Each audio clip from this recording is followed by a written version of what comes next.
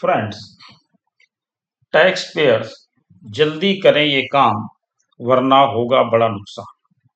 इसका मतलब ये है कि अभी जो जीएसटी काउंसिल की 47वीं मीटिंग हुई थी, उसमें जो भी अमेंडमेंट हुए थे उसके बारे में हम लोगों ने जब प्रेस रिलीज आई थी तब भी चर्चा की थी और जब नोटिफिकेशंस आए थे तब भी चर्चा की थी।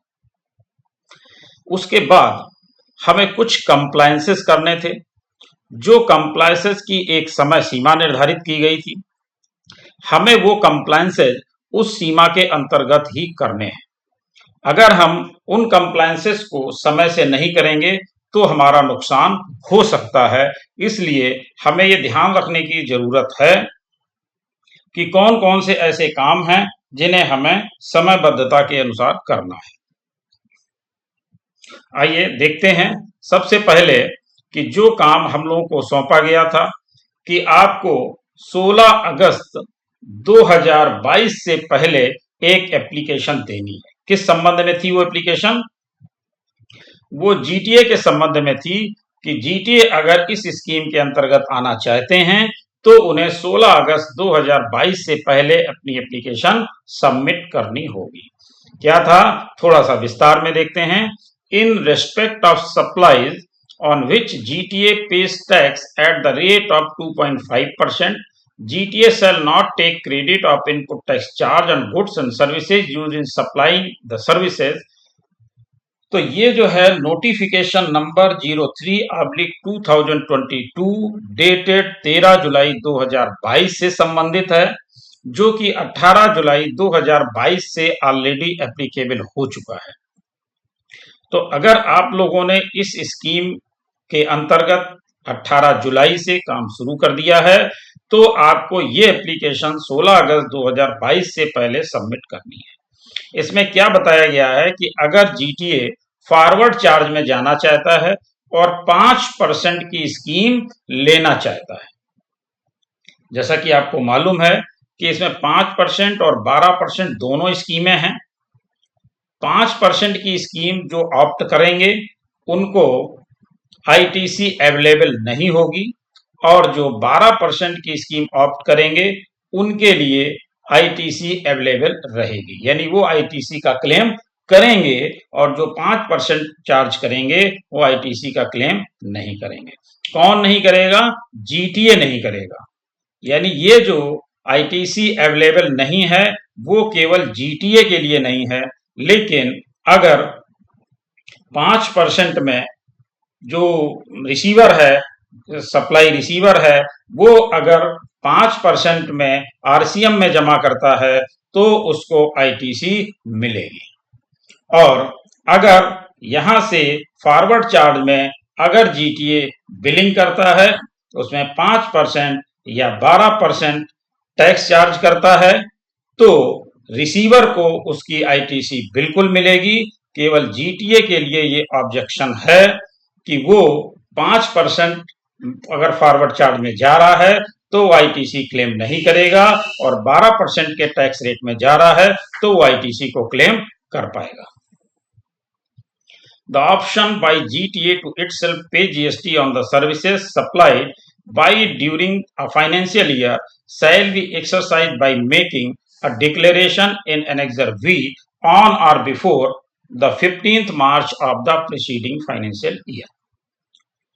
अब मान लीजिए कि इस बार आप फॉरवर्ड चार्ज में नहीं जा रहे हैं और नेक्स्ट ईयर आप जाना चाहते हैं तो उसके लिए आपको ये ध्यान रखना होगा कि ये स्कीम आपको साल में सिर्फ एक बार मिलेगी और वो ईयर शुरू होने से ठीक पहले जो 15 मार्च होगी उसके पहले पहले उसे वो एनेक्सर वी में आपको डिक्लेयर करना है कि आप 5% वाली स्कीम में जाना चाहते हैं। तो ये स्कीम साल में केवल आपको मिलेगी एक बार और वो भी लेनी होगी 15 मार्च से पहले। लेकिन जिन लोगों ने अभी 18 जुलाई से इस स्कीम को ऑप्ट कर लिया है उनके लिए क्या संदेश है वो भी देख लीजिए। provided that the options for the financial year 2022-23 shall be exercised on or before the 16th August 2022।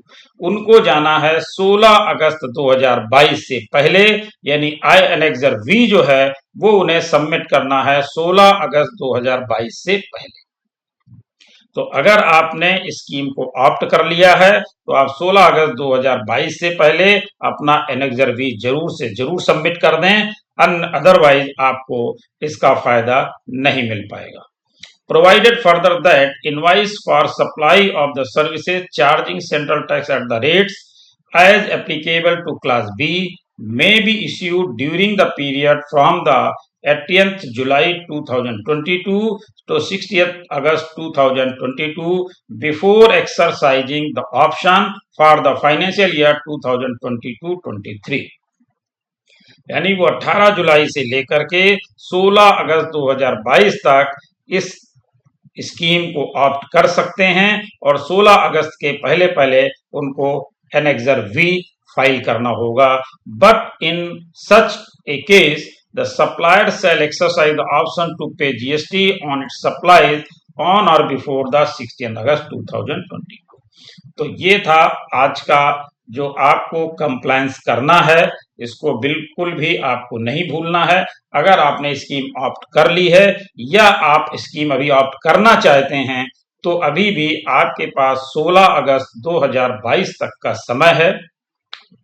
आप 16 अगस्त 2022 के पहले स्कीम ऑप्ट कर सकते हैं और एनेक्सर वी के माध्यम से आप इसको डिक्लेयर कर सकते हैं।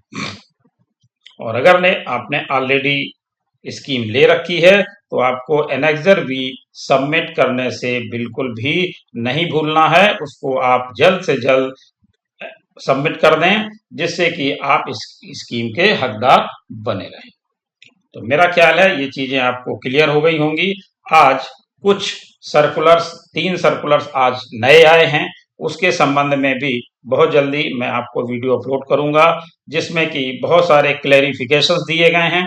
जो प्रेस रिलीज आई थी उसके बाद नोटिफिकेशन आए थे, जो 47वीं जीएसटी काउंसिल मीटिंग हमारी हुई थी उसमें जो रिप्रेजेंटेशंस दिए गए थे कि इन चीजों में हम लोग को क्लैरिफिकेशन दें, इस चीजें क्लियर नहीं हो पा रही हैं, उससे संबंधित 3 सर्कुलर्स इशू किए गए हैं जिनमें बहुत सारे क्लैरिफिकेशंस दिए गए हैं जिसको हम लोग आगे आने वाले वीडियो में डिस्कस करेंगे। इसलिए आपने अगर हमारा चैनल अभी तक सब्सक्राइब नहीं किया है तो कृपया सब्सक्राइब करें और बेल आइकन अवश्य प्रेस करें जिससे हमारे अपलोड होने वाले वीडियो आपको जल्दी से जल्दी मिल सकें। पसंद आए तो लाइक करें और आगे शेयर भी करें। Thank you.